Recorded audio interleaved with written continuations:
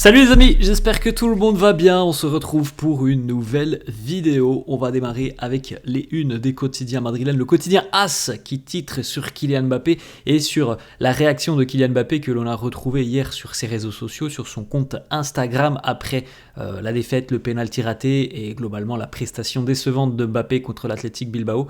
Il avait laissé passer le message de se remettre en question un petit peu et de retrouver son meilleur niveau. Mostraré quién soy, je veux montrer qui je suis et je veux montrer la bonne version de Kylian Mbappé. C'est ce que tout le monde attend déjà depuis de nombreuses semaines maintenant. Même avant le Real, puisque sur les grands événements en Ligue des Champions la saison passée avec le Paris Saint-Germain, notamment face à Dortmund en demi-finale, ça n'avait pas été non plus du grand Kylian Mbappé, donc ça fait quand même quelques mois maintenant qu'on attend de retrouver le grand Kylian Mbappé, et force est de constater que ça prend beaucoup de temps et que le problème est profond pour Kylian Mbappé. On regarde la une du quotidien Marca, on a deux informations intéressantes et importantes sur cette une de Marca. Alors le tirage au sort hier de cette nouvelle compétition, la Coupe du Monde des clubs qui aura donc lieu l'été prochain, à cheval entre le mois de juin et le mois de juillet, un mois de compétition, comme une Coupe du Monde traditionnelle avec les nations. Et bien là, ça sera les clubs. Le groupe du Real est tombé, vous pouvez le retrouver, on va en parler dans quelques instants. Autre information que l'on retrouve sur cette une de Marca, c'est en haut. Ancelotti sigue sin dar con la formula. Il continue, mais on ne trouve pas la formule, on ne trouve pas la bonne alchimie. C'est ce que l'on a dit hier. On a des choses positive quand même depuis à peu près 3 semaines. Dans la stabilité défensive, il y a du mieux, mais on est très loin à l'heure actuelle de pouvoir concourir pour de grandes choses. On a déjà des difficultés en Liga. En Ligue des Champions, on est véritablement sur un fil et il va falloir aller chercher un résultat du côté du Gewiss Stadium la semaine prochaine à Bergame. Ça va vraiment pas être simple et c'est véritablement là le match, selon moi, qui peut être le match clé du point de bascule peut-être de la saison. C'est ce match face à l'Atalanta la semaine prochaine. Donc voilà, on a le petit bandeau bleu en haut. Le Real perd plus de matchs cette saison, marque moins de buts et de plus en plus loin du visage affiché l'année dernière. Donc voilà les amis, le tirage au sort du groupe du Real pour donc le mondial des clubs dans moins d'un an maintenant. Ça sera à peu près le 15 juin, du 15 juin au 15 juillet à peu près les dates. Donc le Real retrouvera les Autrichiens de Salzbourg, les Saoudiens d'Al Hilal, donc potentiellement Neymar par exemple, s'il est encore du côté d'Al Hilal et s'il est à 100%, s'il peut jouer. Et puis les Mexicains de Pachuca. Voilà le groupe du Real pour l'année prochaine, pour ce mondial des clubs, groupe H pour le Real. Vous pouvez jeter un petit coup d'œil les amis pour retrouver tous les groupes, les 8 groupes de cette Coupe du Monde des clubs. Vous pouvez jeter un petit coup d'œil. Donc on a évidemment des représentants européens, du Manchester City, du Bayern, de l'Inter, du PSG, du Chelsea. Représentants européens. On a des représentants africains. On a par exemple Wydad Casablanca. On a des représentants asiatiques. On a des représentants sud-américains. On a des représentants nord-américains avec Seattle. Donc voilà, ça vient des représentants évidemment aussi du golf, comme on l'a dit, à Hilal par exemple. Donc voilà, cette fameuse Coupe du Monde des clubs. Alors personnellement, à l'heure actuelle, je ne suis pas très hypé par la compétition. Peut-être que ça viendra au moment voulu. À l'heure actuelle, franchement, ça ne m'intéresse pas plus que ça. Alors, on verra s'il y a une hype l'été prochain.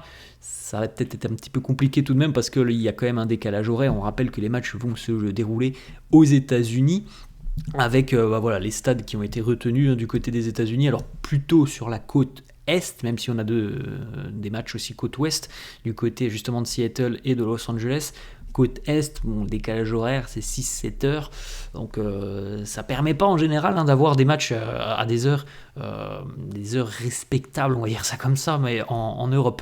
Regardez les amis le tableau final de cette Coupe du Monde des clubs, donc potentiellement quels pourraient être les adversaires du Real si jamais le Real sort de son groupe. Donc là on est véritablement dans l'expectative. Si ça vous intéresse évidemment, faites un petit arrêt sur image, vous pouvez peut-être déjà voir le cheminement du Real si le Real se qualifie. Franchement je pense qu'on aura le temps d'en reparler d'ici là, c'est mois de juin l'année prochaine, 15 jours après la finale de la Ligue des Champions, que cette Coupe du Monde des clubs démarrera. On regarde 2 petites photos de l'entraînement de la veille, J-2, avant le match face à Gérone pour le Real. Grande répétition avant d'affronter l'Atalanta, puisque Gérone participe à la Ligue des Champions, donc ça va quand même être un duel aussi assez intéressant, assez excitant pour le Real, et il va falloir évidemment montrer autre chose que ce que l'on a vu face à l'Athletic Bilbao en milieu de semaine. Hendrik Arda Güler à l'entraînement. Bon, je ne suis pas sûr qu'on aura encore une fois beaucoup de temps de jeu pour Hendrik et Arda ce week-end. Petite information qui concerne le match en retard, ce fameux match en retard entre le Real et Valence, plutôt entre Valence et le Real, puisqu'il devait se jouer à Mestalla. Il y a à l'heure actuelle de grandes chances que cette rencontre se tienne le 2 janvier 2025. C'est pas encore tout à fait officiel, puisque du côté des deux clubs, les deux capitaines, Luka Modric pour le Real et Gaïa du côté de Valence, les deux capitaines doivent être consultés, puisque cette date du 2 janvier, c'est une date de vacances au final. On sait déjà qu'il y a très très peu de vacances, donc évidemment il faut que les capitaines puissent donner aussi leur accord, que l'on accepte de jouer le 2 janvier. C'est toute une préparation évidemment, parce qu'il y a eu les fêtes, c'est les vacances, donc on peut pas venir puis hop on joue le match. Non, il y a les entraînements et tout ce qu'il faut gérer aussi en amont. Donc normalement la tendance c'est quand même bel et bien que cette rencontre se jouera le 2 janvier, et donc le calendrier du Real sera remis à jour le 2 janvier avec cette rencontre à Mestalla. Petite information Marca sur Kylian Mbappé. Le Real de Mbappé marque moins, perd plus de matchs et ne marque pas dans beaucoup plus de rencontres. Bon, c'est pas une nouveauté, on sait qu'il y a beaucoup de problèmes, pas uniquement que Mbappé. Le début de saison très moyen du Real ne se résume pas uniquement aux prestations de Kylian Mbappé. On ne peut pas non plus lui faire porter tous les maux du Real à Mbappé. Il a déjà une part de responsabilité sur ses prestations, mais si le Real ne fonctionne pas bien depuis le début de saison, c'est pas uniquement que Mbappé. Petite information, selon Defensa Central, lors du retour en avion donc de Bilbao à Madrid, Carlo Ancelotti à l'aéroport de Bilbao a échangé pendant quelques minutes avec Kylian Mbappé, et il lui aurait fait passer ce message: reste calme, continue de travailler, surtout ne lis pas ce que tu peux potentiellement lire dans la presse. Donc voilà, il lui a dit en gros: concentre-toi sur ton travail, fais abstraction de tout ce qui se passe autour de toi, travaille, concentre-toi sur ton travail. On en a parlé hier. Je ne sais pas trop ce que le Real peut faire de plus à l'heure actuelle pour Mbappé. On lui donne l'opportunité de tirer les pénaltys qui, en général, un pénalty quand même, c'est, je crois, les statistiques, c'est à peu près 8 chances sur 10 que ça termine au fond. Les 2 derniers de Mbappé, il les tire très très mal, ça termine pas au fond, donc ça le remet pas en confiance. On le met sur le côté gauche, les prestations ne le remettent pas forcément en confiance. On peut difficilement faire plus. Imaginez qu'on le mette sur le banc pour le laisser se reposer. Ça peut être quelque chose que l'on peut imaginer, mais imaginez le message pour Mbappé. Donc ça me semble inenvisageable que Mbappé aille faire un petit tour sur le banc de touche. Donc voilà, c'est ce qu'on a dit hier. La seule personne qui peut inverser la situation de Kylian Mbappé, c'est Kylian Mbappé, c'est le travail, c'est de reprendre confiance, de retrouver peut-être un rythme physique, peut-être qu'il n'a plus, parce qu'on voit quand même qu'il fait très peu de différence. Alors il y a les matchs, oui, on voit qu'il n'est pas très à l'aise. Il y a aussi les différences qu'il ne fait plus, ne serait-ce qu'avec sa vitesse, qui est quand même sa qualité première. Voilà, la seule personne qui peut inverser cette situation, c'est lui-même. C'est le travail, c'est l'efficacité, et c'est la confiance en soi. On continue et on va terminer là-dessus. D'ailleurs, les amis, non, on ne termine pas encore tout à fait là-dessus. On regarde ces petites stats intéressantes sur les occasions créées, les grosses occasions créées cette année du côté du Real en Liga plus Ligue des Champions. C'est Vini qui est en tête.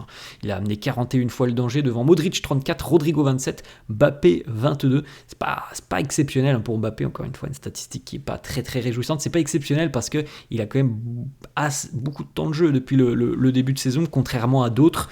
Alors oui, il y a eu un petit pépin physique, mais il y a quand même beaucoup de temps de jeu et les stats sont pas exceptionnels pour Kylian Mbappé. Le plus de grosses occasions créées, c'est Modric 11, malgré un temps de jeu réduit, devant Vini 9, Arda 5 et Mbappé 4.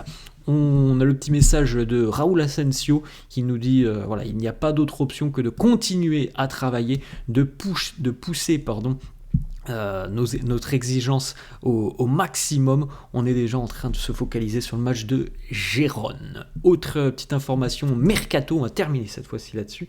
Florian Plettenberg, journaliste Sky Allemagne, qui nous parle de Alphonso Davies. Il y aurait, c'est du conditionnel les amis, il y aurait une avancée significative dans le dossier de la prolongation de contrat d'Alphonso Davies avec le Bayern.